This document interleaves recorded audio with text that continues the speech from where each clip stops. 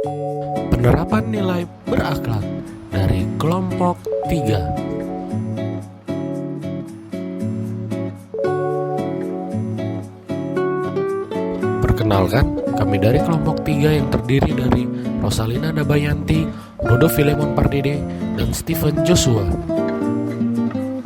Direktorat Jenderal Perbendaharaan adalah salah satu unit eselon 1 di bawah Kementerian Keuangan Republik Indonesia yang mempunyai tugas menyelenggarakan perumusan dan pelaksanaan kebijakan di bidang pelaksanaan anggaran, pengelolaan kas dan investasi, pembinaan pengelolaan keuangan badan layanan umum, dan akuntansi dan pelaporan keuangan pemerintah. Direktorat Jenderal Perbendaharaan mempunyai tugas menyelenggarakan perumusan dan pelaksanaan kebijakan di bidang perbendaharaan negara sesuai dengan ketentuan peraturan perundang-undangan. Kali ini, kantor unit yang langsung dibawahi oleh Direktorat Jenderal Perbendaharaan yang kami pilih sebagai contoh penerapan nilai berakhlak adalah Direktorat Sistem Manajemen Investasi dan Kanwil Direktorat Jenderal Perbendaharaan DKI Jakarta.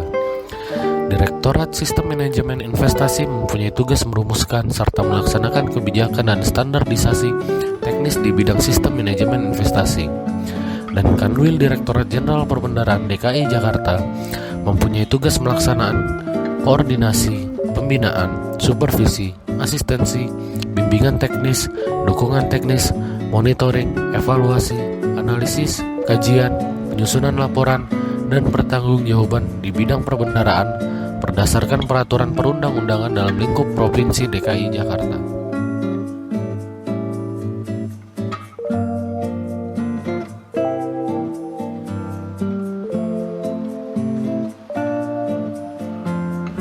Nilai berorientasi pada pelayanan yang dimiliki oleh Kantor Wilayah Direktorat Jenderal Perbendaharaan Provinsi DKI Jakarta didukung dengan moto layanan yang dimiliki yaitu bekerja keras, kerja cerdas, kerja ikhlas, antusias, dan tuntas.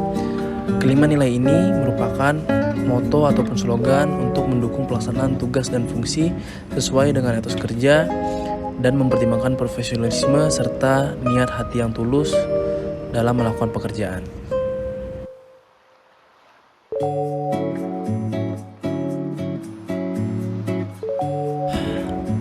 Akuntabel.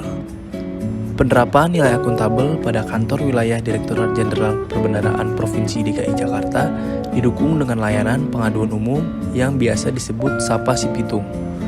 Sapa Si Pitung merupakan sarana penyampaian informasi ataupun laporan mengenai adanya suatu perbuatan yang berindikasi pelanggaran atas kode etik dan disiplin pegawai di lingkungan Kantor Wilayah Direktorat Jenderal Perbendaharaan Provinsi DKI Jakarta.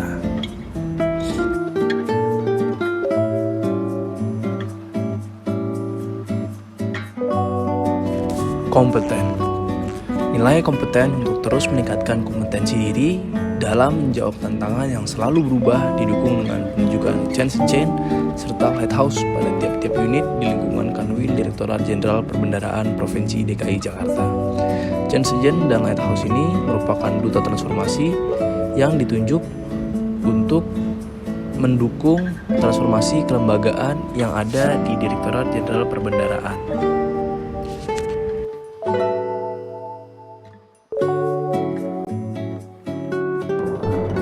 Harmonis. Harmonis berasal dari bahasa Yunani harmoni, artinya terikat secara serasi.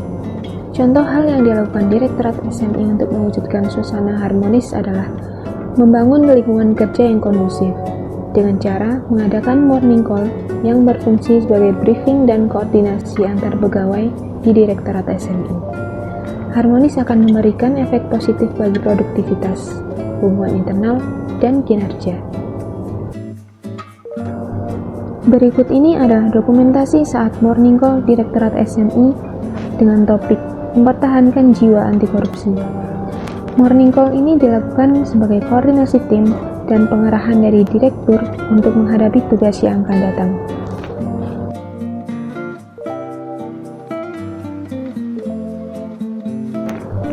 Loyal. Loyal merupakan wujud dari sikap setia. Contoh hal yang dilakukan Direktorat SMI untuk menunjukkan loyalitas adalah menjaga nama baik sesama ASN, pimpinan, instansi, dan negara. Hal ini dilakukan dengan cara berpakaian sesuai aturan dan disiplin. Pada pasal 66 Undang-Undang ASN dikatakan bahwa setiap calon PNS pada saat diangkat menjadi PNS wajib mengucapkan sumpah atau janji sebagai janji setia. Penegakan disiplin juga merupakan wujud dari loyalitas PNS. Berikut ini adalah aturan seragam yang dibuat DJPB dan harus dipatuhi oleh seluruh pegawai DJPB. Selain itu, DJPB juga memberlakukan absensi beserta foto dan lokasi tempat absensi untuk mewujudkan kedisiplinan.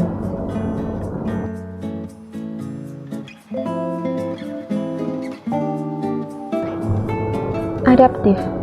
Adaptif adalah mampu menghadapi perubahan dan mampu menyesuaikan diri.